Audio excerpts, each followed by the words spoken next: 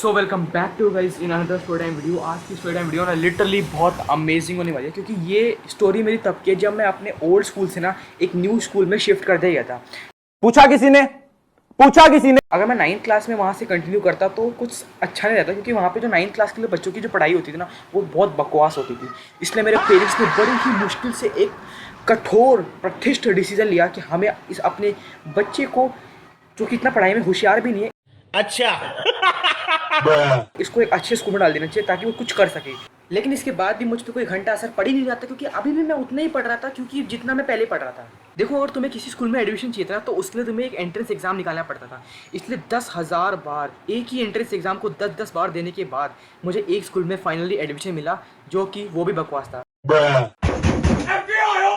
मैंने तुम्हारा भाई पढ़ने में तो वैसे भी होशियार था, इसलिए मैंने एक ही एंट्रेंस एग्जाम दिया था एक स्कूल में, और वहाँ पे मैं बहुत ही आसानी से इस क्लास में आ गया था। तो क्या नाचो मैं? अब फिर तो मैं एक न्यू स्कूल में आ गया था।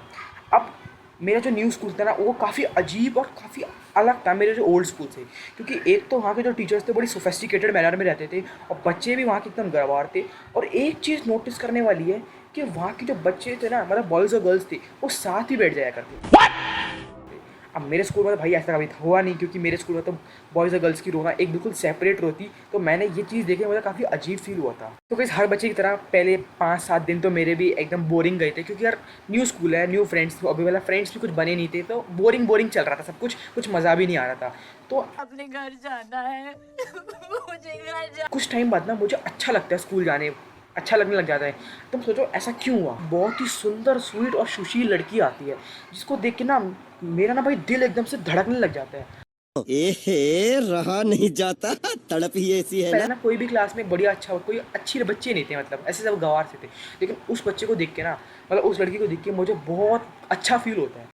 चलो भाई, देखो अब मैं क्या करता हूँ। मैं उससे ना बात करना वगैरह चाहता था, लेकिन अब मैं कैसे बात करूँ, क्योंकि मैं ना एक तो बहुत शाय भी था और वो इतना कुछ बातों में इन्वॉल्व भी नहीं होती थी किसी से।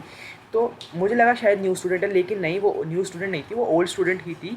बस वो ज़्यादा बात चीज़ किसी से करना पसंद नहीं करती। तो अब क्या होता है, अब एक दिन ना मैं मतलब उससे कॉपीज़ के बहाने ना उससे बात करने के लिए चले जाता हूँ। थोड़ी बहुत मैं उससे बातचीत ऐसे कर लिया करता था, क्योंकि यार मैंने शाय था, इतना डायरेक्टली क्या बात करता, इसलिए मैं कॉपीज़ के बारे में थोड़ा सा बात कर लिया करता था। अब देखो, पढ़ने में तो मैं हमेशा से होशियार था, मतलब इतना भी मतलब भोंदू टाइप नहीं था, लेकिन क्योंकि मैं अपने इस न्यू स्कूल में ना मिड सेशन में आया था, इसलिए मुझे जो पढ़ाई चल रही थी वहाँ पे वो ढंग से समझ नहीं आ रही थी। तो अब क्या होता है, हमारी क्लास में एक क्लास टेस्ट होता है जो वो 10 मार्क्स का था।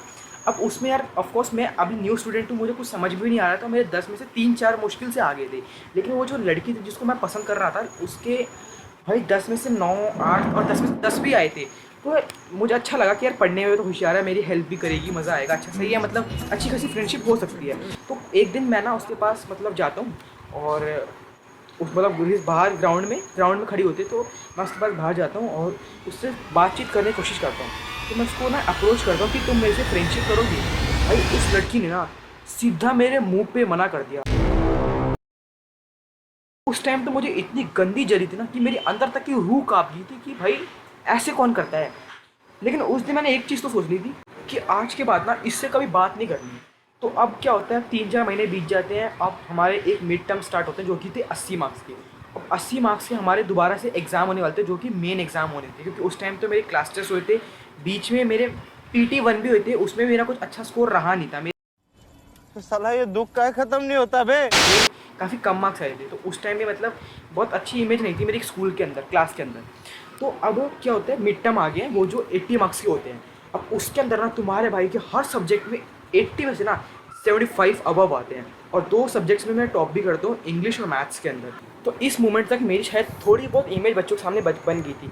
अब जब भी कोई क्लास टीचर मतलब जो भी मतलब अब अदर सब्जेक्ट की टीचर क्लास में आती, तो बच्चे ऑफकोर्स पूछते थे कि मैम हाईएस्ट किसके मार्क्स है, तो टीचर मेरा नाम लोती कि रोहताश के मार्क्स अच्छे हैं। तो अब बच्चों के सामने एक इमेज आ रही थी कि हाँ, मैं भी पढ़ने में होशियार हूँ। और उस लड़की को भी देखा, उस लड़की ने भी देखा होगा कि हाँ यार लड़का पढ़ने में तो होशियार है। उस टाइम बीच में नंबर नहीं आए, लेकिन अब उसके आ रहे हैं, क्योंकि यार इस बार मैंने 2 सब्जेक्ट्स में टॉप भी किया था, उससे उससे हर सब्जेक्ट में ज़्यादा नंबर थे मेरे, और उसने किसी में टॉप भी नहीं किया था। उसके कुछ 65 या 72 मार्क्स। जल्दी बोल, कल सुबह पनवेल निकलना है। तो एक दिन क्या होता है, मेरा ना फ्री पीरियड होता है, उसके अंदर ना मैथ्स कर रहा होता हूँ, और वो बहुत डिफिकल्ट मतलब चैप्टर था, उसको मैं कर रहा होता हूँ मैथ्स में। अब मुझे ना थोड़ी देर बाद ना पीछे से आवाज़ आती है, कोई ना चिल्ला रहा है, चिल्ला के बुला रहा है मुझे कि रोहताश रोहताश रोहताश। मुझे पता चल गया कि उसी लड़की की आवाज़ है, लेकिन मैं नहीं सुनता। मैं अपने काम करता था मैथ्स का, ठीक है। अब थोड़ी देर बाद वही लड़की मेरी सीट पे आती है और मुझसे पूछती है कि तूने मैथ्स एसएसटी का काम कर लिया। मैंने कहा नहीं। इंग्लिश का काम कर लिया। मैंने कहा नहीं, मेरा हो रखा था लेकिन मैंने उसको सीधा मुंह पे मना कर दिया।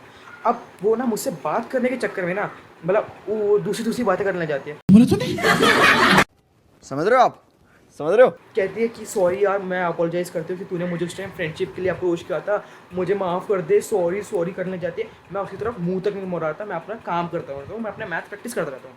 उसके बाद ना रिसर्च में वो फिर से मेरे पास आते हैं कि यार सॉरी यार, मुझे माफ़ कर दे, मैंने उस टाइम तेरे को ऐसे बुरा भला कह दिया। उस टाइम मैं सीधा मुँह पे कह देती कि मैं अच्छे से फ्रेंडशिप नहीं करना चाहती, मेरा मूड ख़राब था, ये वगैरह वगैरह ऐसी बहाने मारने लगी कि यार, क्योंकि यार मेरे ना दिमाग में ना एक चीज़ आई थी कि उस टाइम मेरे मार्क्स अच्छे नहीं थे और उस टाइम मैं एक न्यू स्टूडेंट था और तुमने मुझे अंडरडॉग समझा, इसलिए तुम मुझसे बात नहीं करते, और आज मेरे मार्क्स अच्छा आ गए तो इसलिए तुम मुझसे बात कर रहे हो। चुप, बिल्कुल चुप। हिम्मत कैसे हुई तेरी मुंह खोलने की? लिटरली ना उस टाइम तक मुझे ना बहुत गंदी गुस्सा आ रही थी और मैं दुनिया की ना रियलिटी समझ गया था। तो भाई उसके बाद फिर क्या हुआ, उसके बाद फिर मैंने भी वही काम किया जो उसने मेरे साथ किया था 2 महीने पहले ही। मैंने भी उसको सीधे सीधे मना कर दिया और बोला कि नहीं भाई, मुझे तुमसे कोई फ्रेंडशिप नहीं करनी है। और उसके बाद वो सीधे सीधे वहाँ से चली गई। Music.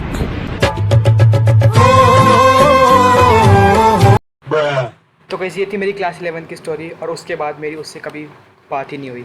I hope you guys enjoy this video. मिलते हैं किसी नेक्स्ट प्रोग्राम वीडियो में, तब तक के लिए थैंक्स फॉर वॉचिंग।